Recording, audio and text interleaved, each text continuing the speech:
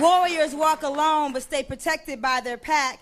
Give them everything they wanted, then take it all back. Make them find their icon in the mirror, sprout their own fear and watch them grow. Tell their story, cry when you do it. Turn your blood to funkadelic polka dot, sign your name in red. Change the I to Y because we have to change. Because black girls are dying because no one showed us how to live. Mama fish, the children will revolt. Whispers and reports of oil spills will kill the women who make revolution food for their children. A penny bank full of butterflies will never cocoon into enough cash to pay for the expectations of spectators, gypsy haters. Watch your colorful wings in the well. Wash your colorful wings in the well. Know that all your wishes add to our spicy bitches brew. We are who was sent to you, so who sent you? When the shit goes down, will you remember which way the bluebird flew? Ooh,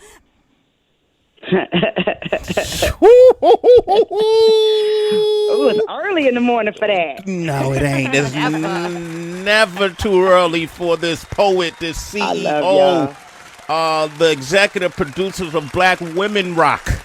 The founder, the founder of the literacy-driven Jess Care More Foundation. This voice has been heard on many stages, from Carnegie Hall to the Lincoln Center to Nas to Talib Kweli.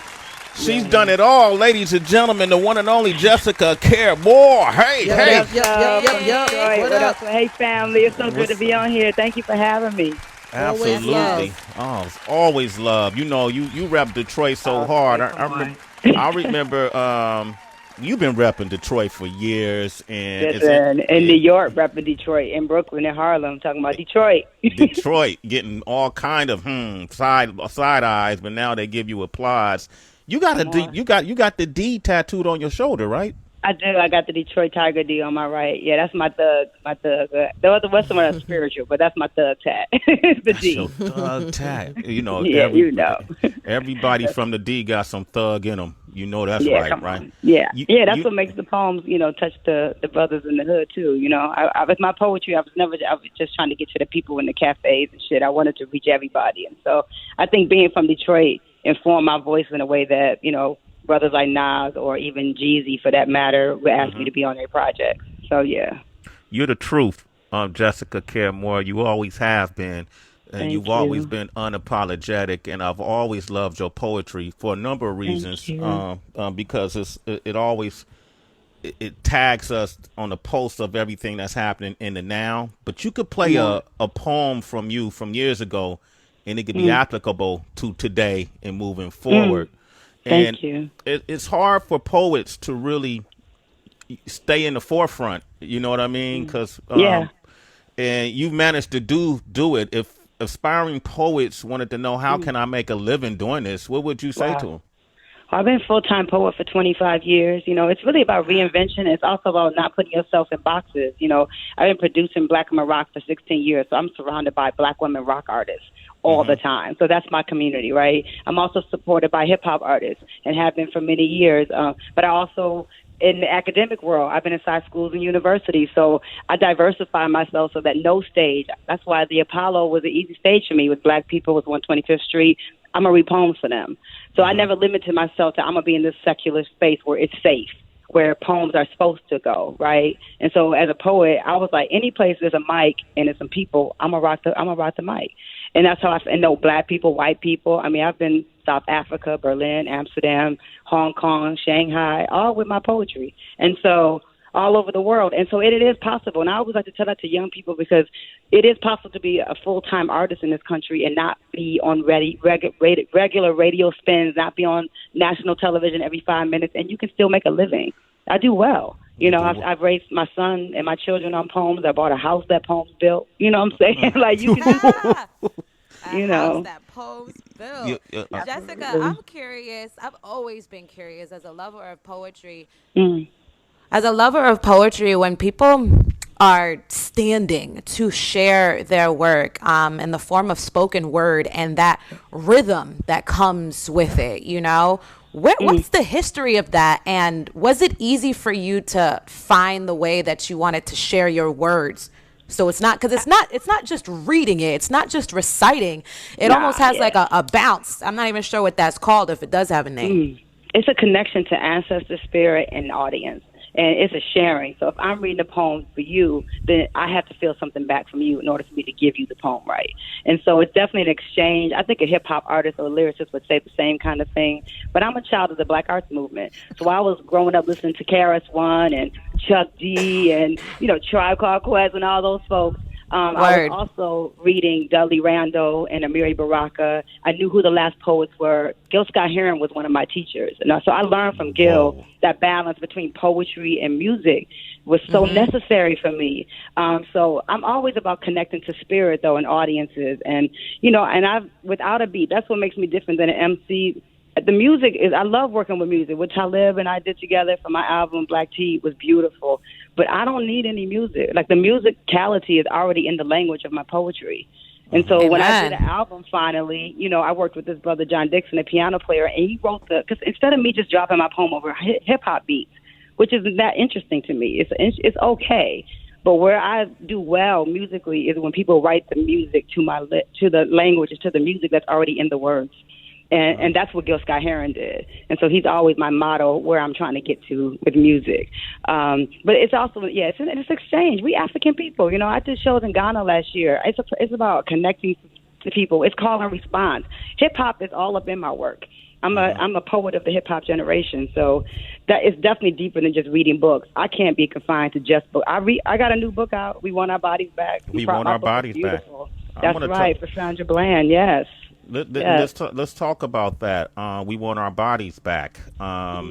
This is a book that you authored. I also wanted to, I got a chance to meet Gil Scott-Heron. In Oakland. Come on, Gil. Yeah, man. In Oakland, California, he performed at Mills College, and I want to say Tembisa Mshaka helped bring him to Mills College, and I could not believe that I was sitting there with Gil Scott-Heron.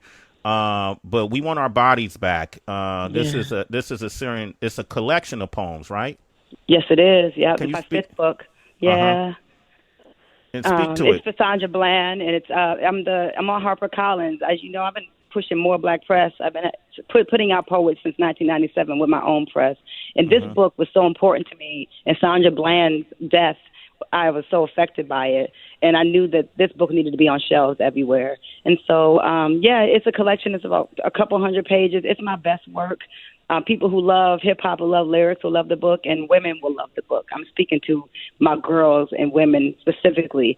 And it has nothing to do with, telling men how to treat us. It's about how we're supposed to treat ourselves and how we're supposed to be better at taking care of ourselves. And as a woman who's been through some things at this point, a few marriages and lots of love lost and love, and I just have some wisdom now that I didn't have 20 years ago.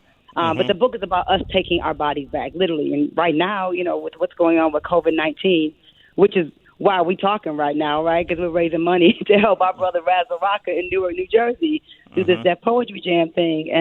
And what's happening to Black people in Detroit. I mean, I've lost, at least 30 people.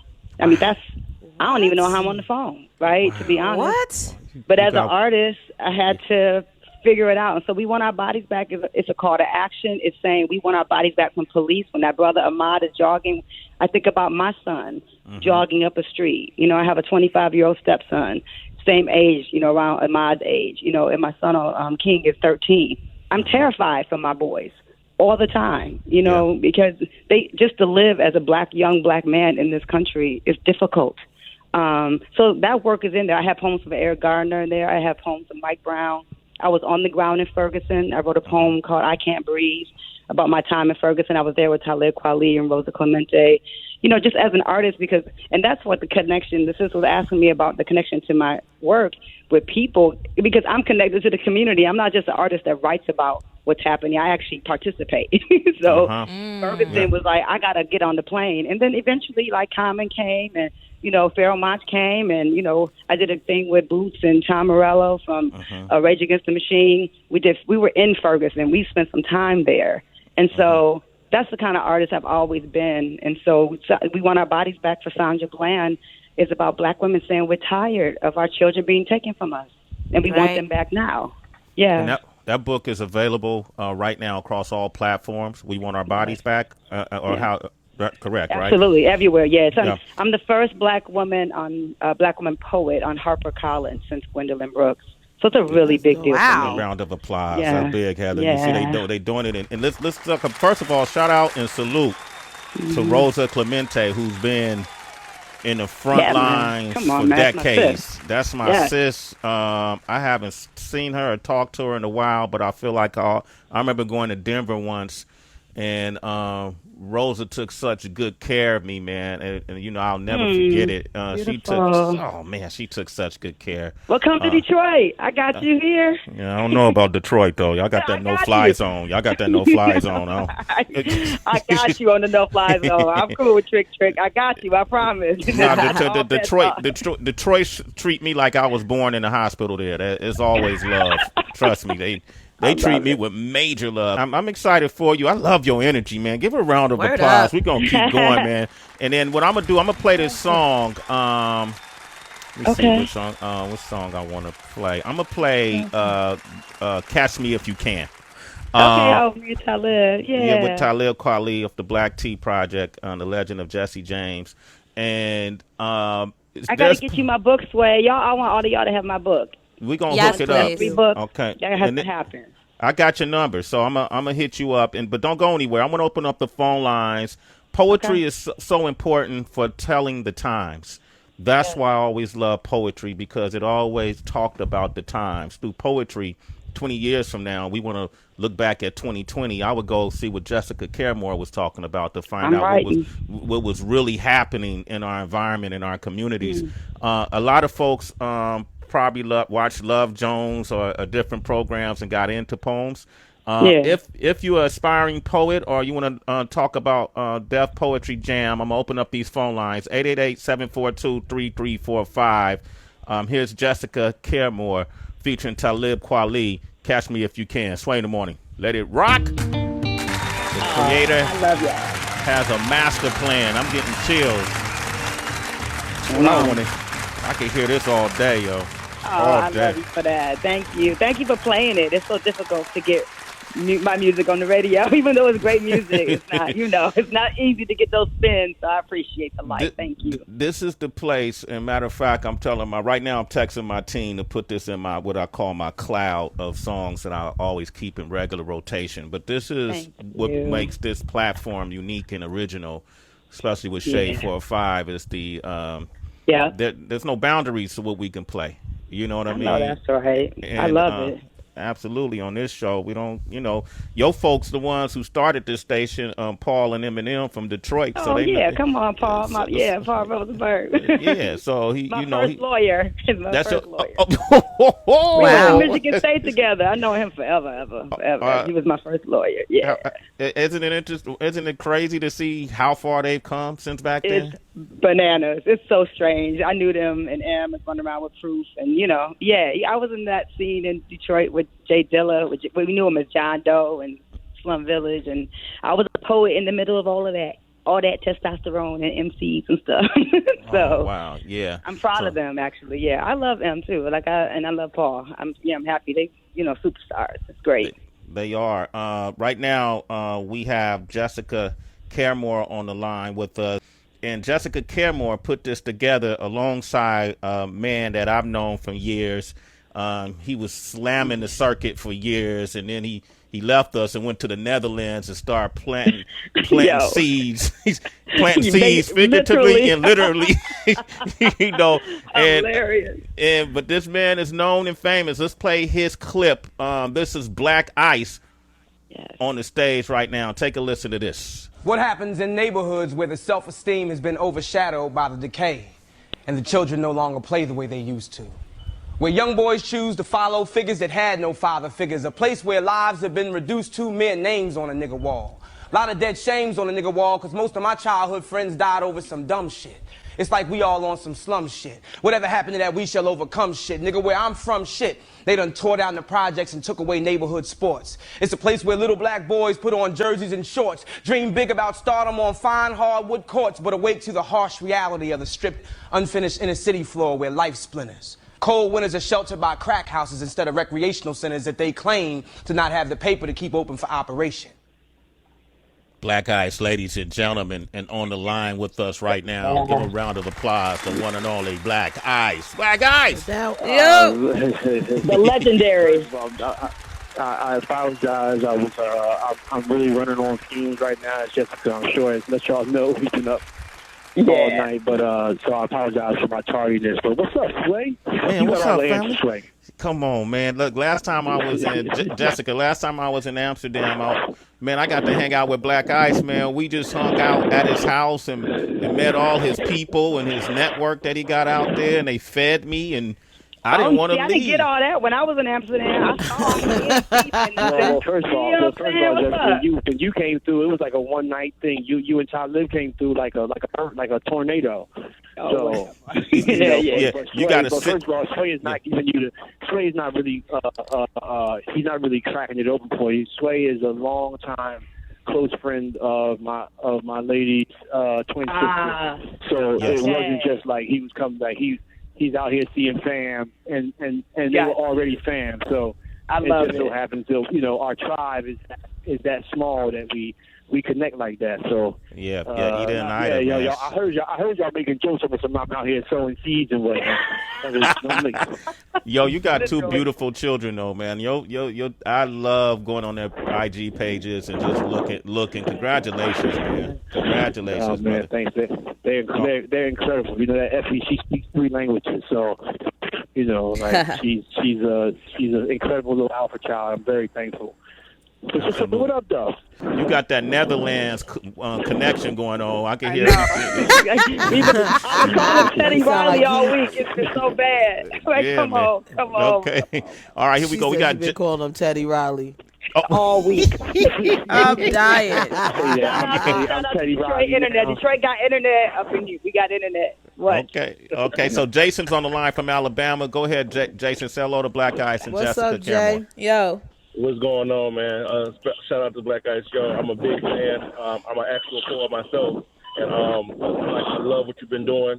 I followed you, like I said, from a long time ago. I guess one of the questions I could have is, I do shows here in Alabama, but I'm trying to just keep the vibe going, and it seems like it's fading out. I was just trying to see what kind of advice you might have for coming forward like myself. Well, I mean, it's only I'll say this. It's doing what we do with it, so it's only phasing out if you let it phase out. What we do is from the muscles, from the heart, and I understand like the industry of things. The industry of things has been phasing out a little bit, but just keep it going, man. Keep your writing going. Keep your writing going, and just put the work in. That's what me and Jessica do. We put the work in and we leave it there. And the work brings its fruit. So you put the work in and it brings its fruit. It's going to be what it's going to be. Right now we're in this new normal. We're in this new normal. We're all trying to reconfigure and figure things out. So I would just keep going, man. Even in the times when, I let the bars go. If I'm, with no money, but naked in my living room, I let the bars go. So, what city in Alabama is he calling from? Say it again. What city in Alabama? I'm in Montgomery, Alabama. You Montgomery, and then think about bringing a good way to keep a night going in a city like Montgomery or Huntsville or something. By people, is to bring a feature in. It helps, so you have like your locals, your open mic people, and then put together a couple coins, find an art organization or university to connect with, and bring in somebody who has a national name to help build up the thing, and that person to help push and keep it going locally. So that always helps. All right, Jay. Hey, y'all got some heavy hitters out there, like my man Huggy Bear. Yeah, that's my man. That's my brother from another mother. We just did a show together. That's right before COVID happened in Mobile. Actually, he came here and did a little open mic with me as well. Huggy Bear is the man. Yeah. So just keep community going, man. And like we've always been a self-sufficient art form. We support each other. You know how that go. And you go to a poetry set, and a lot of times the audience are the performers. Like we're very self-sufficient. So you just got to keep putting that work in. And we're Jessica and I planning some big things. So we're gonna try and put a research into the engine as a whole. So I hope. Hey, Jason, thank you, man. You're a citizen, man. Sway in the morning. Jessica and Black Ice, what's up? It's Heather. How y'all doing? I had a question. Peace. Wait, I had hold a on. question. Hold on. Can I just be a fan for a second though? No, right? Like Heather B. Wow, yo. It's an honor, yo. Like, yeah, wow. I'm a fan. Here. Been a fan forever. Same. But anyway, go ahead. Same here. No, same here to both of you guys. And like Jessica, I laugh in a good way, Ice, because every time I see her name, see her pop up or something, I think about like we got to go back to the '90s. Me and her used to be on different radio stations. Yes, we have. right. Just like Jess would be doing her thing with the poetry, I'd be coming in like freestyling, and it just be like these two black girls like just doing our thing, and be like, all right, Angie sis, Martinez together, I think. Yeah, for real. Like we would, all these different little places we would run into each other. So it's love, and it's always love. So I'm happy for both of y'all. But I wanted to ask, as parents, like because we all come from this hip hop community in our own way, we could look out now and we see, oh, so and so son raps or so and so daughter raps. What is it like for you guys as artists and poets? Like, would you be? Oh wow. Is it different? Your kids come up as poets. How does that work? Well, I can say my son is King Thomas Moore is a poet. He's the youngest Night Arts winner in history. He published his first book when he was 9. So he's a poet. He's so good at it. He don't want to do it. So he just wants to make beats and play piano. I'm so proud of him. He just got into Detroit School of the Arts on a piano audition. Fire. He got all this music in his body. So he's an artist, baby. He's performed all over the world, and I've taken him on this journey with me. So I don't know if I can make a doctor, but I can make some artist babies. I don't know, And so, right. What about and Black Ice can speak to that too, for sure. Yeah, for me, my son is bars up, but he only likes to do it as a hobby. Like at a certain point, he was so ill at it that I told him, "Listen, you really need to let me put you in the studio and shop you around." And he was like, "Nah, I'm good." Like he's in the stocks and commodities like that. And then my daughter is all me. She's all visual artist. So the apple doesn't fall far. That's right. And I think in this business, a lot of times people wonder. In business, a lot of times people wonder, how do your kids feel about you being gone so much? So on. I think that our kids are born into knowing what we're supposed to do. Mm-hmm. So they're already aware of. I've been doing it solo, like Lee talking about leaving your kids, because I've been raising King alone for his entire life, and so that's been a thing for me as a single parent and a full-time mommy artist, having to leave my son to make money and come back home, But what he's learned and what I know I've given to King is showing that mommy works. I said, who mommy work for? When he was just little, he like, mommy works for mommy. And that's been the greatest gift that I could give my son, is that regardless of I'm an artist or whatever I'm doing, is that mommy is running this company, and that I make my own time. And so we can go on vacations when we feel like it. And that's what being rich is. Mm-hmm. Rich ain't a whole bunch of money. Rich is freedom. And that's the thing that it's crazy because I've often in my lifetime, in my career, apologized to my children because I told them sometimes, having a father who is obsessively in chase of himself as an artist is like kind of having a crackhead parent. Sometimes it don't pay, and sometimes it don't work out. But I keep going, and I keep pushing. And a lot of times, sometimes my kids have had to suffer the detriment of that, whether it's financial or being gone. Uh-huh. So, a lot of times I apologize for that to them, but they know, what I'm saying, and watching people like Jessica, Ursula Rucker, Jessica, Sonny Patterson, they're the ones who keep me going, because I'm watching these sisters make babies, have babies, then they're on stage.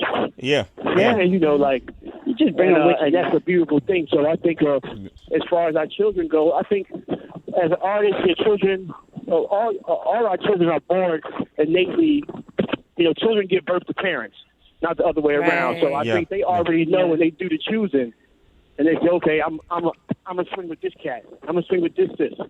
because they, you know, and so they already know what the path entails, and my kids embrace it. They always have, you know. Yeah.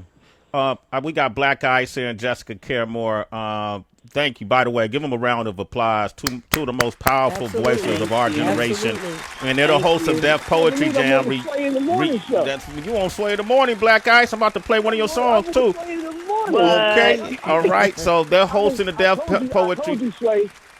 I was practicing. I've been in my living room practicing my 5 fingers of death for the last 7 years. Okay, well, it's going to take some time before you can get back in the studio because we in pandemic mode. So we're going to figure it out. But let me say this, guys. Thank you guys for being on the show. Thank you for having us. You're amazing. I appreciate all of y'all. Thank you so much. Absolutely. Love you too. Hey, we going to talk. Man, and this love, is Ice. Love y'all. This is Shine featuring Natalie Stewart of Flowetry. Natalie. From the Death of the Willie Lynch album with Black Ice. Oh my God. Yeah, we about to play that now. And then we got Gunna coming up. He got a new project. If you want to talk with Gunna, 888-742-3345. Here it is.